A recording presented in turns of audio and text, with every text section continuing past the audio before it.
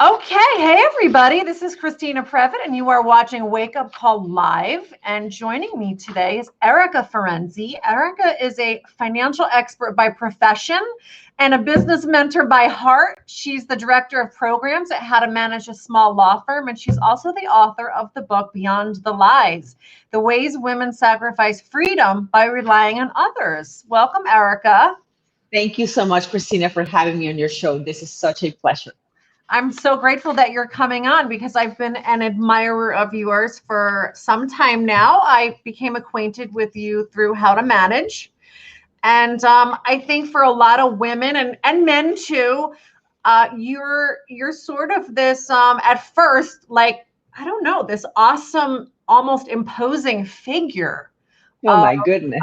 Thank Yeah, you. like, because a lot of us, we don't know the way that other people perceive us, but I do Right. think that's the way you're perceived, is that you just, really have your shit together. You're a strong, independent woman, and you know business, you know success and how to get people there. But I want to talk to you more about your philosophies about not just business, but life Hmm. and sort of your path to get where you are today. Of So, course. yeah. So, first of all, you're at How to Manage now. How long have you been at How to Manage? Well, first of all, thank you so much for everything you said at the beginning. I just want to say that I consider myself, a regular human being like anybody else. And I have my ups and my downs. And I definitely, people look at you and it's like you have your shit together. And yes, most of the time it is, but I also have, really bad days and I also get triggered and I also, do the same thing that everyone else. So I just wanted to, put it out there. How to manage. I joined Arjun Robbins on April 2017. So I've been with him, wow, now for 3 years. It's been an absolute pleasure. I've known Arjun now for a little bit over 11 years. I met him when I was starting my own business and we became personal friends. And then throughout the years, then a bunch of things happened. And then I joined him in March 2017. So it's been 3 years now. I'm curious, how did you know him through business? Were you business associates in some fashion? No, we attended the same mastermind. We were working with the same mentor, right? So I met him, and at that time he was, I'm not gonna say at the beginning of his business, but definitely his business was not where it is right now. I think he must have been grossing maybe $500,000 a year, and I was just thinking about getting started. We lived very close together and we met at one of these masterminds and I really liked him and his wife Ali, and then we just became personal friends with myself and my husband Oscar. And what is very interesting is that we didn't see each other much except at these events. Now just mind you that this masterminds is one of those masterminds that you travel, every once a quarter and so on and so forth. So I saw him regularly, but I didn't see him, close to where we live. I saw him during those moments. So it's something similar than what we do in How to Manage a Small Law Firm with the live quarterly meetings that we come together every quarter.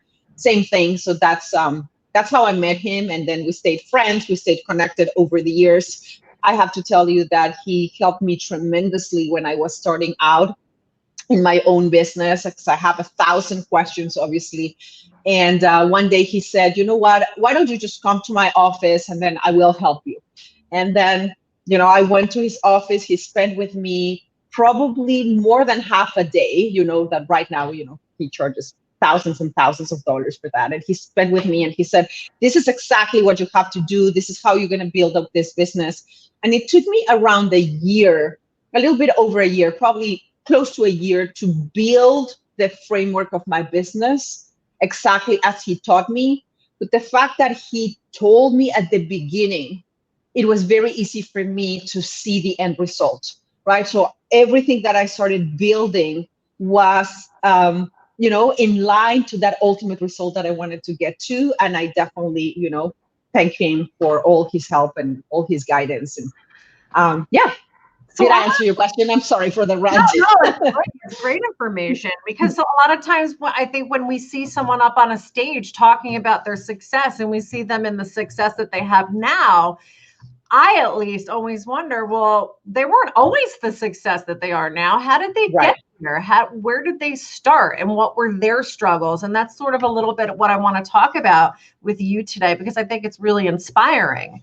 So I know from your bios that I was able to find online that you've done a lot. You started out in I've done a lot. finance, but you kind of migrated, and at some point you were doing sales and corporate training. So Right. can you kind of talk a little bit about your evolution in terms of your career path? How far behind do you want me to go? Okay, I'll try to summarize it. Yes. Okay. When I was, and I promise you it won't be 1 hour, but I think it all began when I was in high school. When I was in high school, I had this amazing, amazing teacher that I really loved spending time with. And the subject was psychology. And I just devoured those books. I loved the books, whatever. And then I was very close to have to choose, what would I go to college for? And then I had a conversation with my mom one day, and I said, I think I want to become a psychologist. And then she said, well, I think that's a really good idea. However, I believe that you should study business, because if you study business, you can do whatever you want in life. You can pretty much work anywhere. You can find a job anywhere. And I think you should study business. And then my mom is an accountant. My father is an accountant and a lawyer and a tax specialist. So I was like, okay. So I just went to school for business, and then I have a master's in finance. I specialize in finance, which I absolutely love, everything that has to do with numbers and finances and projections, and I'm a little bit a nerd like that. So that's where it all began. So I graduated from college, my master's degree, and I started working on a company that had to do with the financial institution. So we worked with small, well, not so small businesses, basically in the tourism area, getting loans from the World Wide Bank. And that's where I started. Then I went to pharmaceuticals, and that's where I started. I was hired for finance. And then the day that I began, my boss, the one that hired me, was transferred to marketing. So he hired me and he said, well, the only thing is now you're not going to finance. I want you to come with me to marketing. And I was like, okay, let's try it. And then from there, I went to marketing and sales and being what's called a brand manager, a product manager in the pharmaceutical industry. And that's where I started working with sales forces and so on and so forth. Then from that, I got married, and then we started traveling, being relocated from all Latin America once a year, once every year and a half. And that was a really trying moment in my life, because when I was in my country, I had my job, my career, my independence. And then when I got married, and just because of the circumstances, we started relocating so much. I mean, it was super difficult to get a job when you were in each country for no more than 12 months. So that's really when I started kind of digging in. In one of these countries, I stayed enough, and I was able to get a job. And then I worked in the the telecommunications industry. And then that's when I really started digging in and saying, okay, I need to find a job that can allow me to do something that I love, but can also allow me to be location independent. So that got me into a whole search. I went back to school. I studied psychology, and I became a professional certified coach. And then I started my business. And in that process, I met Arjun. So that's kind of the evolution. And I think one of those rare beings that works, relatively good with the right brain and the left brain. So I love everything that has to do with psychology and understanding human behavior and coaching and leadership and all these things. And then I can work really, really well on all the areas that have to do with numbers and projections and financials and all of that, just because of my background. So that's a little bit about me. Yeah, it sounds like you've really dipped your toe in so many different things, but in some strange way, it all sort of comes together with what you're doing now. It always does, right? That is amazing. People told me this several times, and of course you hear the theory, everything happens for a reason and so on and so forth. But you truly at some point figure out that that is absolutely the truth. Anthony Robbins has a quote that I absolutely love. You can only leave life forward and understand it backwards. And that is absolutely true. And I think that as human beings, we waste so much energy, so much time, so much of our mental and emotional bandwidth worrying and getting preoccupied and getting triggered when something doesn't go our way or however we perceive that needed to go. And if we could trust a little bit more, and if we could have more certainty that at the end of the day, things always turn out okay. There is this other, little psychology book that I love, that it says, things always turn out well at the end. If they are not okay, if they are not well, it's not the end, and the journey continues. And that has proven to be true so many times in my life, that I have just made a choice to live with that belief system, and that really helps me throughout difficult moments. Yeah, it makes sense. It is difficult to do when you're in it, though, right? When you're in that state of panic. And actually, the times we're experiencing right now are probably a great example. There's so many people now that are in a panic, especially business owners. And our John has talked about this, where it seems to me, and I would like to hear your opinion about it, it seems to me that so many people are trying really hard to just grasp on to keeping things the same, like keeping things as close to normal, whatever that looks like, at home, which I think is kind of impossible. So I'm trying to allow myself, to let go a little bit of those old habits and figure out, well, where can I form some new habits where these will actually be beneficial?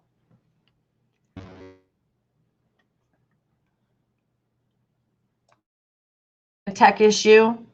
You are muted right now.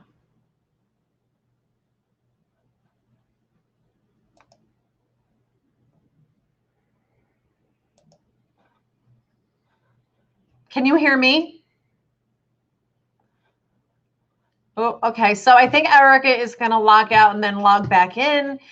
If you are watching right now, please feel free to put some questions that you have for Erika in the comments, and we can share those with her. For those of you who don't know who Erika is, also feel free to throw anything out there. Okay, Erika is back. Are we? Yeah, I can hear you. I'm sorry, I apologize. Oh, I can't hear you now. Okay, there we go. Oh no, I can't hear you now. It sounds like your mic might be going in and out. What about now? Yeah, I can hear you now. Yeah. Okay, awesome. I apologize. I just got disconnected. It's okay. This is what happens when we go live. Things like this happen. The computer is hardwired, so. Okay, yeah. So anyway, so it's so funny. I think that happened when I was making the point that we have to kind of roll with it when things can't go exactly the way we planned them. So that was kind of fun. Did you plan that, Erika? I didn't. I didn't.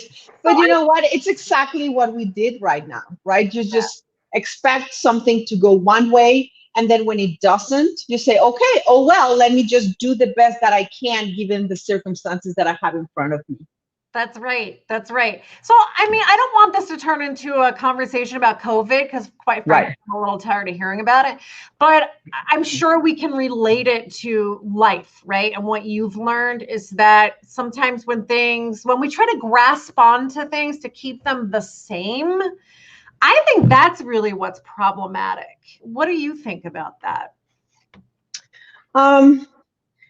Listen, on one hand, I think that it makes sense why we do that, because as human beings, we have this part of our brain that is our reptilian brain that is designed to keep us safe.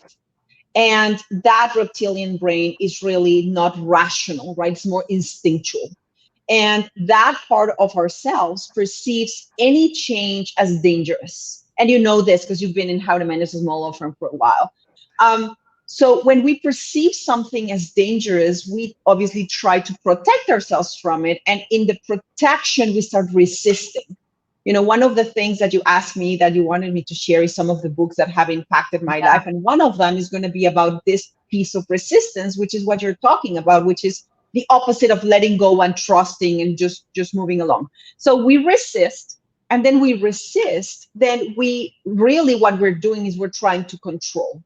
And I think that as human beings, that is our biggest waste of time and waste of resources. This idea that we can control the outcomes. And we really can't. Now, we can do the best of that's in our power at every single moment. And in that sense, we can reasonably, predict what the outcome is going to be, but the outcome we can't control. So if we stop just trying to control the outcome and focus on what we have in front of us at any single moment, I think we would be happier, less stressed, with less anxiety, and being able to focus more. So that is what I would like to say. And when you do that, then you can actually put your energy and your focus into something that you can actually have it's not control, you have an impact on, and gives you the biggest chance of success. Yeah, that's a good point. And I've learned too that whatever your mindset issue is, because we all have our own, it does take some muscle memory and some practice. It's not like you just make a conscious decision like, I'm just going to stop doing that. You're still going to do it, but you become more mindful of it, and you practice being aware of it and changing your behavior when it happens. So I think that's probably one of the biggest things that I've learned through coaching over the years. Something I did want to talk about. Do you mind if I say something about that? No, please. Thank you. I believe that every single person has a pattern of behavior, a pattern of life. And if you can identify what your patterns are, what is your default reaction tendency? If you can identify that, then when it's happening, you can say, oh, here I am doing the same thing again. And in that moment, you can catch yourself and then make a conscious choice of saying, okay, at least I'm going to change this one thing. The problem that people have is that most of the times they want to change everything at the same time, and that's pretty much impossible. But if we focus on one thing at a time, then it's easier and easier to control and to change. Are you still there? Did I lose you? Uh-oh. Did we lose Erika? She is frozen. Okay, we're going to do this. I am not giving up on Erika. You froze. All right, I'm messaging her. Okay, she's back. I just said I'm not giving up. Yeah, we don't give up. Okay, so along with what you just said, it can be really hard, sometimes impossible, to identify what you're even doing. So how do you do that? How does a person do that? Oh, okay. Are you going to be at the Alchemy on Saturday? Yes. Awesome. Fantastic. Have you filled out that assessment? No, not yet. I was wondering what it was, so I'm glad you brought it up. I will do it. Okay, it just takes 15 minutes. Okay, so there is this thing that is called the ELI assessment. It's called Energy Leadership Assessment. And it's truly, by the way, it's from a company that I just owe so much to. It's the coaching company where I got certified. It's called IPEC, Institute of Professional Excellence in Coaching. And they have this assessment.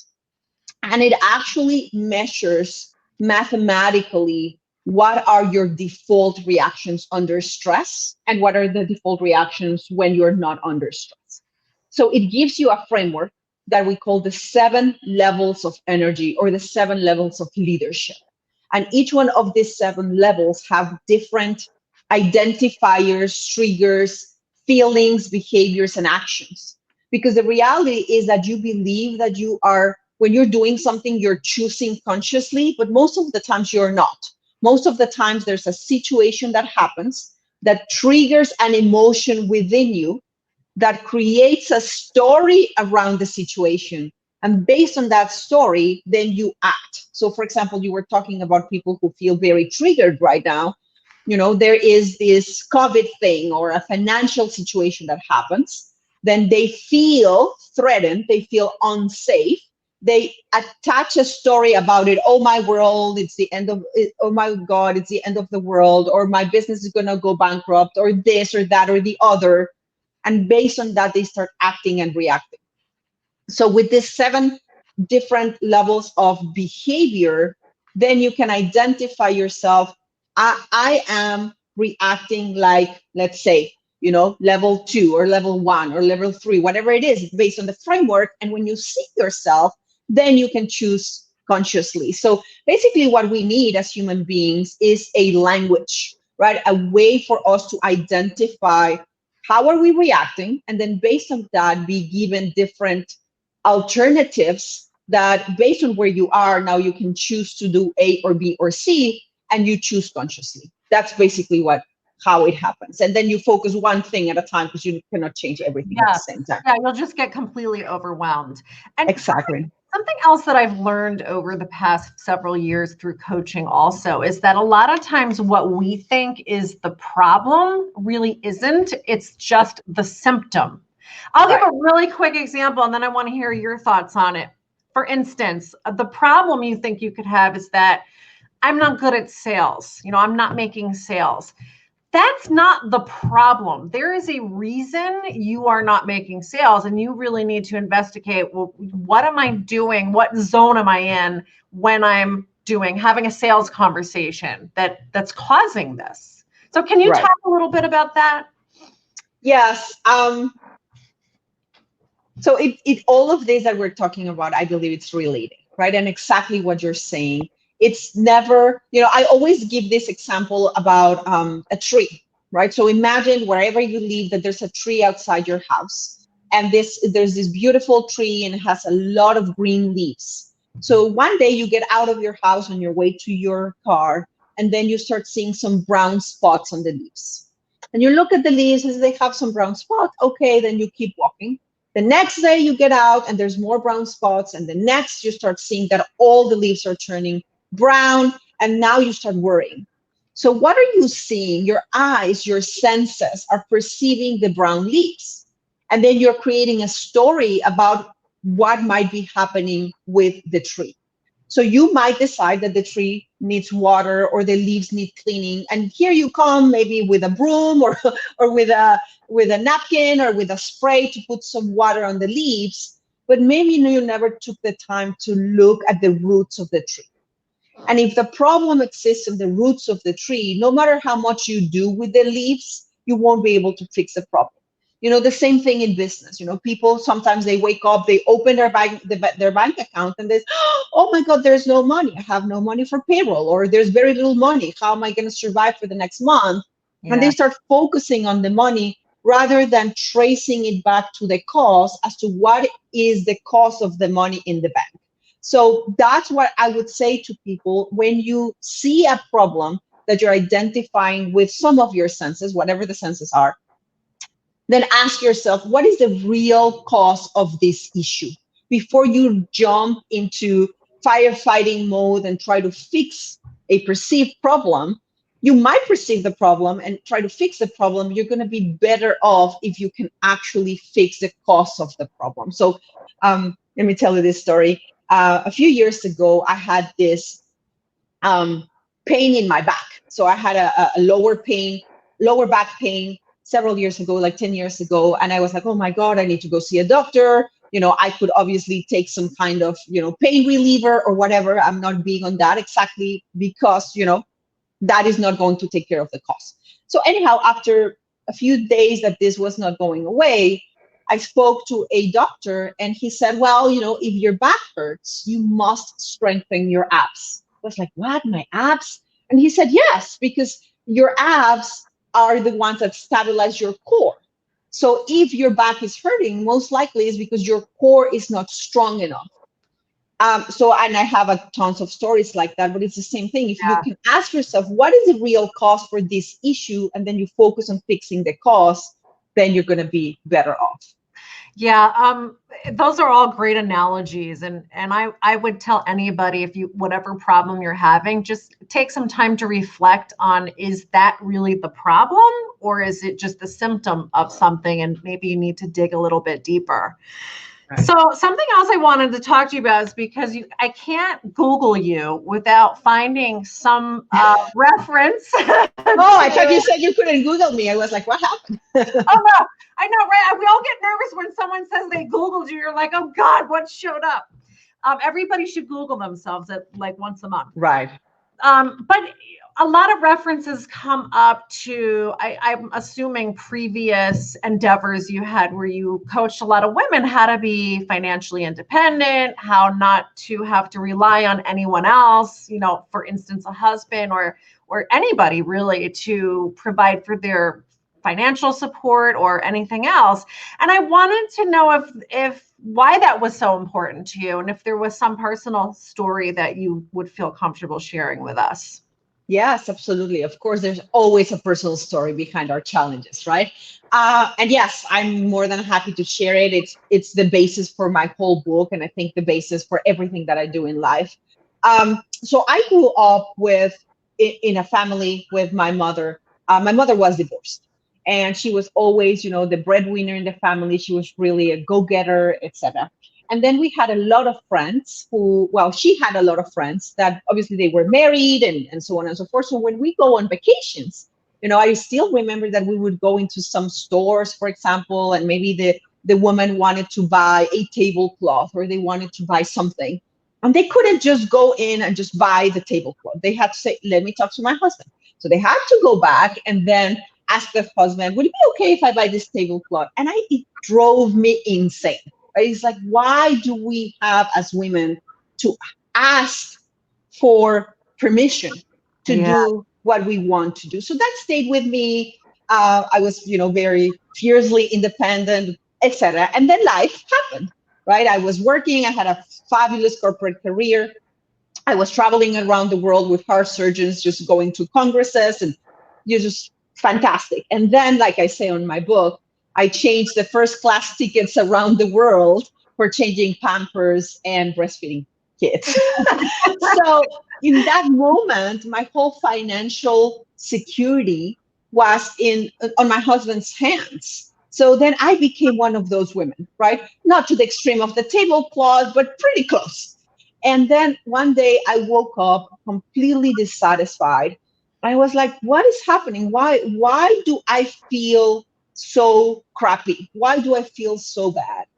And listen, I have nothing against women who don't work or somebody else provides for them. If that works for you, God bless you, good for you, 100% respect. It just didn't work for me. So in that moment, I started to be, like when you want to buy a car and you say, I want to buy this car. And suddenly, that particular part of your brain goes out and sees that car everywhere. Or when you're pregnant, suddenly you go out and you see all the women pregnant, same thing. Yeah. So I remember that I was, I started seeing and being really aware of all the circumstances that women get into trouble because they are not financially independent. And unfortunately, one of the consequences of that is not only their happiness, and some women get depressed and etc., but it's they cannot stand up for their children. Because when there's, unfortunately, there's, aggression and domestic abuse and so forth. And I started seeing so many cases in which really the relationship with the male figure wasn't ideal, and the women couldn't do anything, or they wouldn't do anything because they wouldn't have the means or the security to stand up for their own children. So I was like, no, don't, this cannot happen, right? And I always tell people in general, because there's a lot of people that are trying to find their vision and their purpose and why am I here on this earth. Every single person has something that they come to do on this earth. And in that moment, I found mine.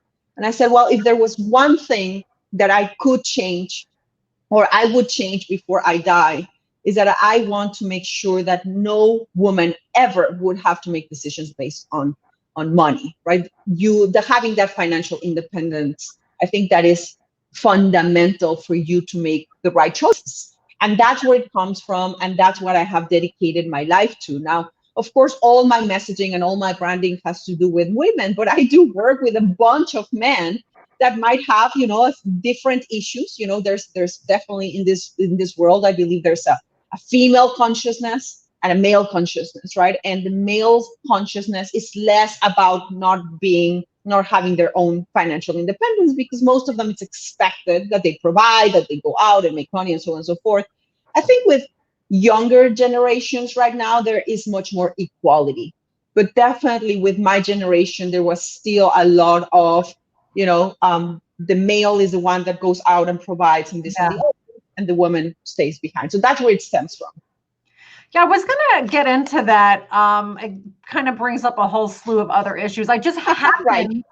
Yeah, right. Like I just happened to be listening to a podcast this morning, and the topic was when women are the primary breadwinner. And Right. that can raise a whole slew of other issues because it's not really the traditional model. And what they were talking about is how when a woman becomes the breadwinner, or even if she's just making equal to what her husband makes, but she's ambitious, she has a career, there's sort of this push and pull about, what it means to be the mom of the family or the matriarch of the family, that I just don't think that men can relate to or experience at all, because there's no pull for them. When they go to work and they make the money, they're sort of doing what they're supposed to do. I say that in air quotes. But when women do it, there's like this guilt or this whole other dialogue in your head about, well, I'm kind of going against the grain, but I have to take care of the kids too. And I have to make them lunch and I have to bring them to the doctor and, all of that. So I don't know, do you have the solution for that, Erika? I don't know there is a solution, right? But I do believe that the issue with relationships is there's so many unspoken expectations. People, obviously when you start dating somebody, you get attracted to that person based on X, whatever that is attracting you to them. And play, no, por favor. Whatever is being attracted to them. And you never think about the future, right? You're in the moment. Do I like this person now to go out to take a coffee or whatever? And I think that to the extent that the relationship progresses, whether you decide to get married or just move in together, or definitely before you have children, there's a long conversation that needs to happen. And you almost need to come up with a contract and say, well, based on my background, on what's important for me, this is what I'm expecting from you, or the support that I want from you. And this is what I'm willing to give. The other person does the same. And there's really a negotiation that should happen that seldomly happens because people don't talk to each other. So that's on one hand. I think that's definitely a process that must happen. And you definitely can hire a coach or a therapist or somebody that can help you through that process. But women, when they have children, and again, this is the nature part of ourselves, right? When women get pregnant and when women have children, they go into it's not hibernation mode, but they go inside. They become really protective. They really want to stay home. They really want to stay with the baby or with the kids.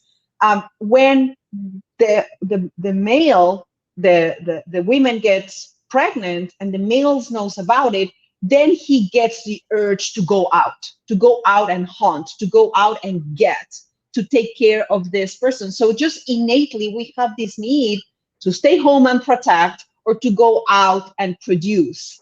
And I think that we shouldn't fight against those natural instincts the same way that we were talking before. If we can understand why we're feeling the feelings we're feeling, we can allow the feelings to be felt and then make decisions as to what do we want to do about them based on what works for our specific circumstances and lives. Yeah, I totally agree with that. And I do think there needs to be more of a conversation about what people's expectations are in the marriage I think you're right. We look at a man or, a potential partner, like, am I attracted to this person? Do we have fun? Do we get along? But I think what less frequently people ask is, well, how do we handle conflict? Because I think the real test of a relationship is how you handle conflict when it arises, and not how great you get along. Right. But I'm a divorce lawyer, so that's something you know a lot about. Yeah. And, brings up another issue is prenuptial agreements. So many people are resistant to prenuptial agreements because they don't want to think about a time when this beautiful relationship that they have could end. I'm wondering how much a lot of this has to do with the way that we're raised, and if the new moms like you, more progressive moms and dads, are having these kinds of conversations with their kids, right? So if I grew up in a traditional Italian family where my mom's, which I didn't, but if my mom stays at home and, is baking bread and dad went out and worked, that's sort of what is ingrained in me as I grow up and become a woman. I'm kind of wondering what can we do to change what is ingrained in the kids as we raise them? Are you doing that at home? The question, I believe, is, do we want to change it? That's the first question, right? Before we go out and change anything, I think we need to make a conscious decision. What part of how I was raised is no longer serving me, that I would, if I could remove it from my troubles and challenges, I would like to remove it from my children and then make the decision to change that. So I think in general, when we are thinking about living our lives with anyone. And by the way, this is so applicable for business, because when people get into business with a partner, it doesn't have to be a romantic partner, right? It would be a partner. They oversee completely this part. And I think it's important. So when you look at the person that you're looking to have a partnership with, you always need to ask yourself, what is important for them? What are their values? Right? What, in the case if you are going to get married or go live with somebody else, take a good look at their parents and how they interacted and how they lived and all of that. And you just know that eventually something along the lines is going to come up between you guys. And the easier and the faster that you address those issues, the better chance of success in your own relationship you're going to have. So as you change it for the children, to my children, I don't know how much I changed, but I definitely communicate to them the same principles that I used to live my life, right? It's so curious, because I'm always telling them things, and then you think that kids don't listen. They are teenagers, right? But the other day, something happened to my boy, my younger boy, and he came to me. I was like, Mom, and I told this person, it's like, you make your choices and you have to live with the consequences. And yes, high five. They're actually listening. So I think that the way that you live your life informs your children so much and your family so much. And I think that's important. And that's one of the other reasons why at some point I decided to, re-engineer my life, because I saw that the way that I was living my life was definitely not the way that I wanted my daughter to live her own life. So I was like, no, I need to lead with example. I cannot lead with words. And for your team, for your in the office, in your business, people are looking at what you do, not only what you say. Yes, absolutely. That is so true. So John Knocklinger, my business partner, he's watching. He would like to know the title of your book. I think I did reference it in the beginning. Yes, it's called Beyond the Lies, The Ways Women Sacrifice Freedom by Relying on Others. And I think men could read that too. Definitely. I'll buy you a copy, John. So I want to be respectful of your time. We have about 20 minutes left, and I wanted to get to some other questions. Of course. About business. I think I had asked you to suggest maybe 3 to 5 areas that you feel principles, right? Yes, that things that seem to hold business owners back the most. So maybe you could talk about those. And it could be mindset or tactical things. What are like the most common culprits? I think that one of the most common ones is for business owners to believe, especially at the beginning when they're starting their business, to believe that because they're good at X, their craft, right? They're lawyers, I don't know, coaches, web designers, whatever your profession is, you have spent countless hours and years becoming good at what you do. And people have this wrong notion that if they are really good at what they do, they're going to be successful in business, and nothing can be further from the truth. It is important that you're good at what you do, because if you give a crappy service or a crappy product, right, nobody's going to come back and buy from you again. But nowadays, in the world that we live in, that is expected. Like good service, good product, good everything, it's expected. But it is for people to understand that when they get in business, they are really getting in the business of marketing and sales. That's it. Yeah. You cannot drive business, potential new clients to your own business, whether it's if you sell a product or a service, it doesn't matter. I'm sorry to use the word, but you're screwed. Like it's difficult. You're not going to be successful, right? So I think that's a big shock for people, and that's one of the things that holds people back. That's one. Do you want me to keep on going, or do you want to talk about this one? Keep going. The second one I would say is that people have so horrible and disempowering stories and relationships with money, right? There is this whole notion that if you charge for your services, you are being greedy, naughty, sleazy, or whatever. And people have this idea that they should just not charge for services, or their money is bad, or money, whatever. And that is so wrong. I believe that definitely nothing in life is only about money, but money is part of it. And it's part of being alive and part of enhancing the world. Look at what's happening right now. There is no circulation of money in the economy because so many businesses are right now temporarily closed. And that is a huge problem for people. People are getting out there. They don't have jobs. They don't have income. They cannot pay their own bills. And the circulation of money stops. And definitely the growth of the world stops. And I think that people need to really do a good job at healing their money stories and embracing the fact that money is just another energy. I give you value, I give you a product or a service, and you give me value in return, which is in the form of money. And it is okay. And what is paradoxical is that in not always, but in some cases, the more that you charge for your service, the better you are going to be as a business owner, and the more you can serve people, the more value you can deliver, the more that you can serve. So if you are a business owner that is broke or cannot pay your own bills, imagine what mental state are you going to be in to be able to, deliver the products of the services you provide. So I would say that those two, and then obviously the sales, right, which is related to the money.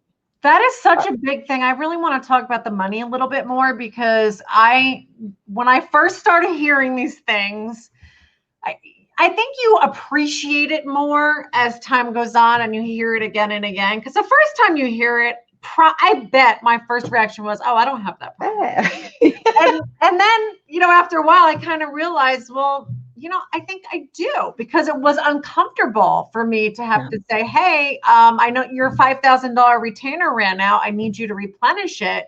And then to actually stop doing the work, which we've learned, stop doing the work. When you replenish the retainer, then we can resume work. And that did it. In the beginning, it felt wrong. I couldn't even articulate why, but it just felt wrong. We have far fewer AR issues now because of those practices. And now when I talk to a new business owner and I hear those things, bells just go off. And I'm hearing it now. Oh, I can't charge somebody now, during COVID. It just feels like it would be wrong. I think it would be taking advantage of people. What would you say to people that say that? I would ask them, how do they think that they're going to survive if they don't charge for their services, right? And I'm not saying that during this moment you're not going to be more flexible with the way that you are going to take on payments or payment plans or whatever. Yes, of course, we need to be flexible. We're all going through, different situations that need to be accounted for, but there's a long way or long road from there to not charging for your services. So definitely, if you have an issue with charging for your products or your services, and you think that you should just be giving them away for free, get into another line of, I don't even want to call it business, because that's not business. Yeah.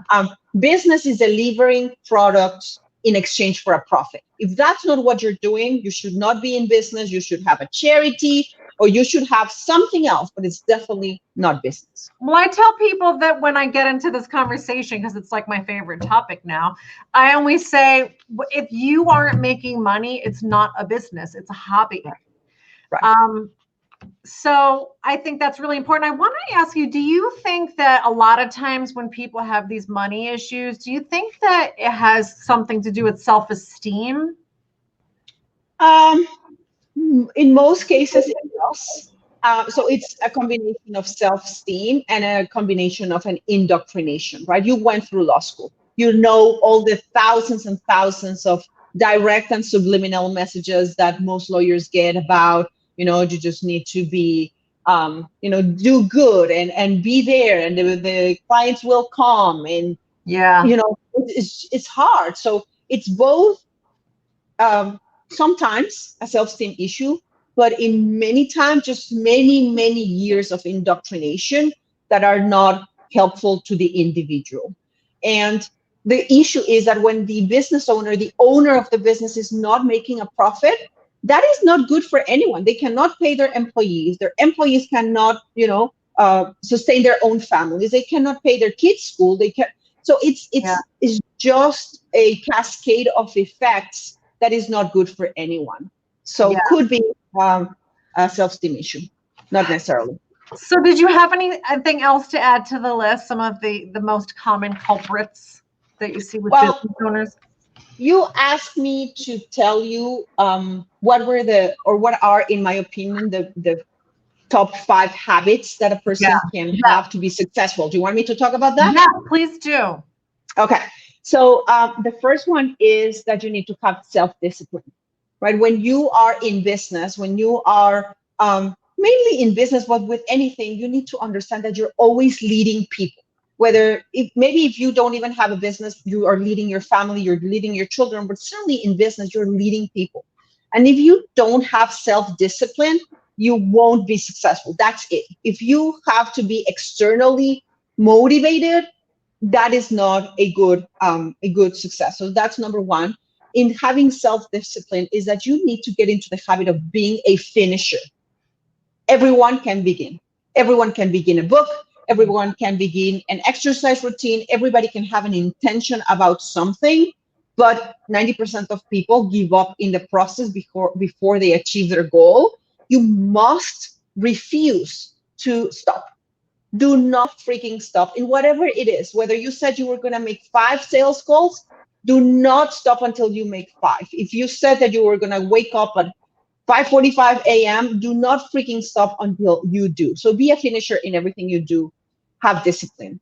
Number 2 is lean into the pain. If you are a person that has a belief system that pain is bad or change is bad, you are going to be into a lot of trouble. You need to lean into the pain and understand that when you're feeling pain or discomfort, most of the times, 99% of the times, is because you have not mastered that one thing that you're trying to do. And I have, tons of stories when I started running, and you've never been a runner, and then you go out and run half a mile and you're dying and you want to stop and so on and so forth. But it's really all about being good, but you cannot be good if, number 1, you're not willing to fail, and number 2, if you don't keep trying. So lean into the pain. Number 3, you need to control your mind. We were talking about it this morning. Get your framework about identifying what are your patterns of life, what are your default tendencies that you go into, and change them. Because if you want I mean, this is cheesy, but it's the reality. You want different results. You cannot keep on doing what you've always done. Period. It's not going to work. You cannot be thinking like you've always thought. You need to change the way that your machinery operates. Four, this one is difficult for a lot of people. You need to remove negativity from your life, like nip it in the bud. Like really, if there is anyone that is moaning, bitching, complaining about anything, remove them from your life because it will suck your energy. And we just have so much energy and bandwidth to create. Moaning and complainers are destroying. Why would you like to tap into an energy that is destroying rather than creating? Remove those people, shut them out, bless them in their own way. It's really, really hard to live in a world of negativity and complaining. Bless them, but stay away from them. Then five, be self-reliant. We were talking about it this morning.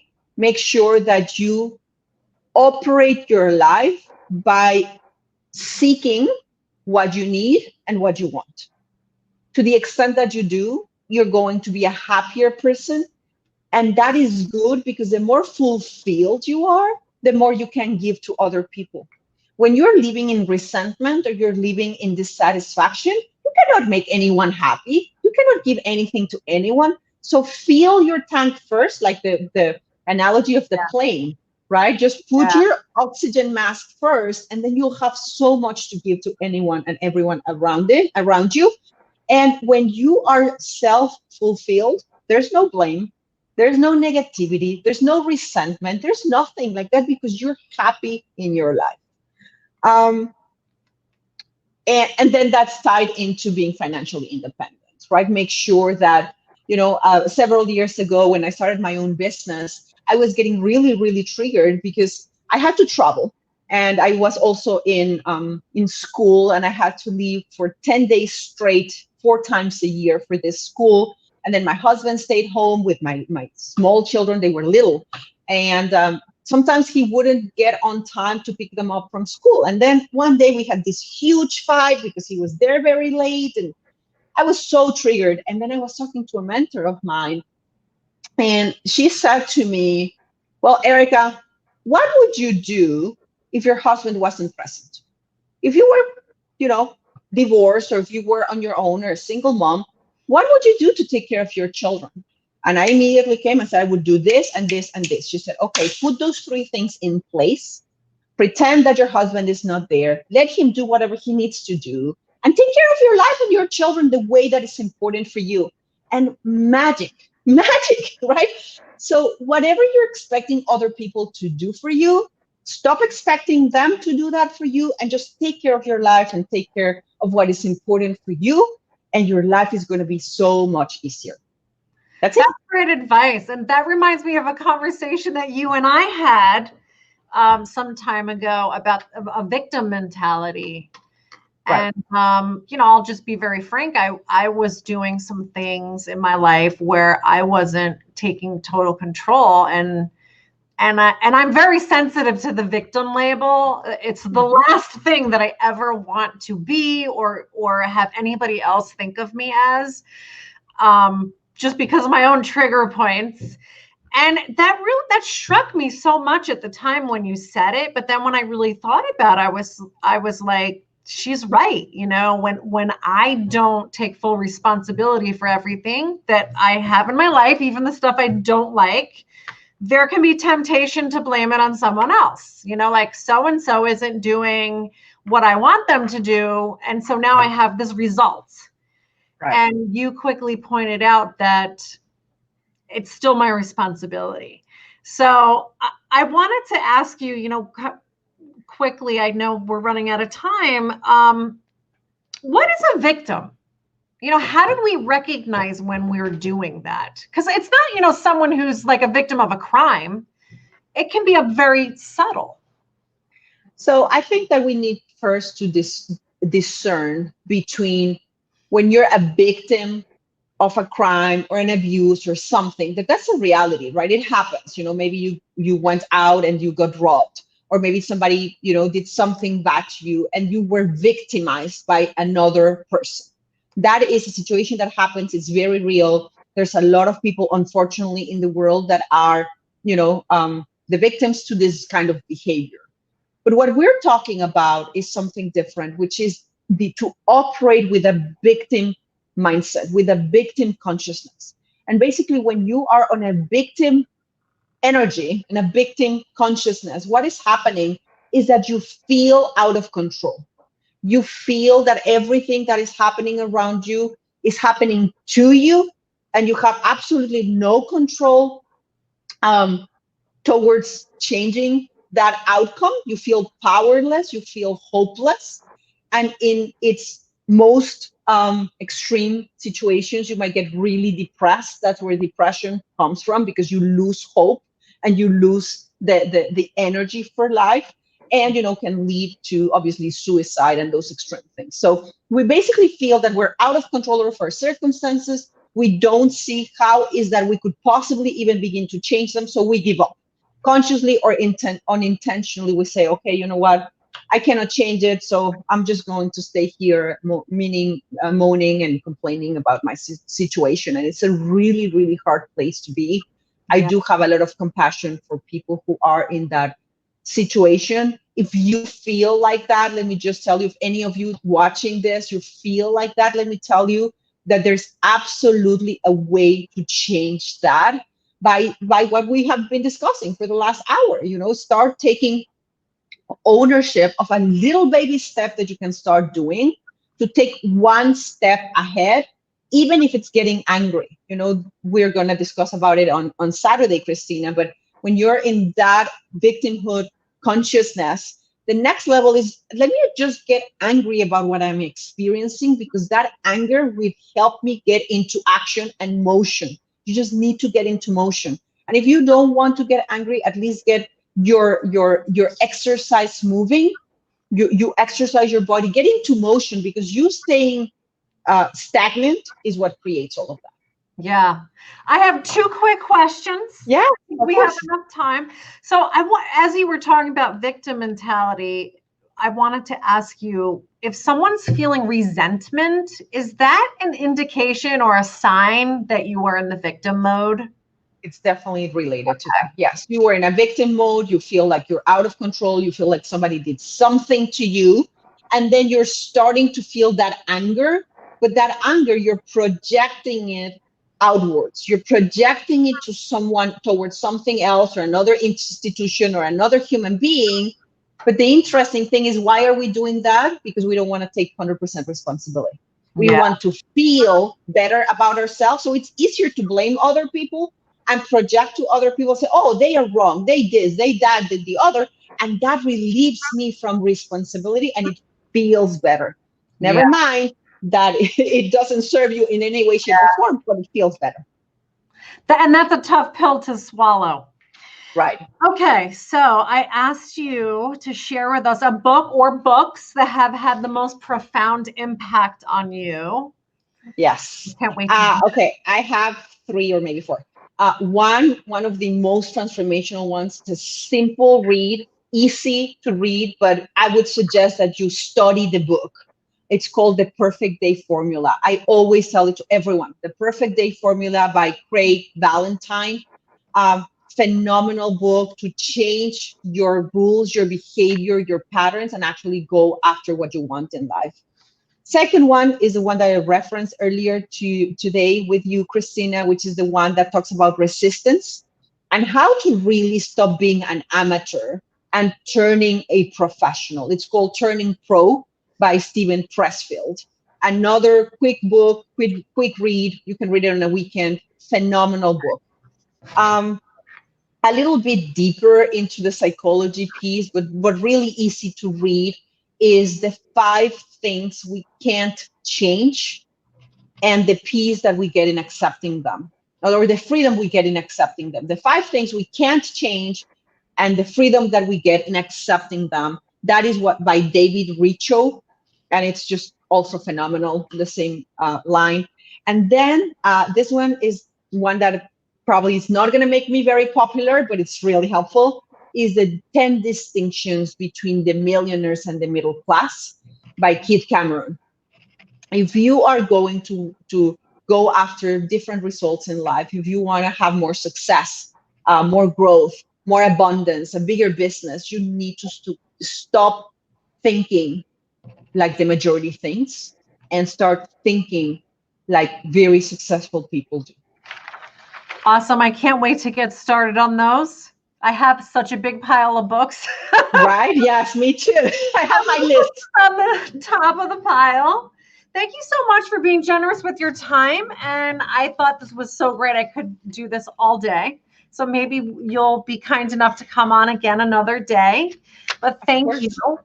No, thank you for having me. It's been an absolute pleasure and I've had a blast. Great. I'm so glad. Well, enjoy your day. I'll see you Saturday. And you've been watching Wake Up Call Live every day. We air at noon with a new guest. And thank you for watching. You're welcome. If anybody has any questions, just post wherever you're going to post the recording and ask us questions, and we'll be happy to respond. Thank you. Yes. Thank you, Christina. You too. Bye-bye.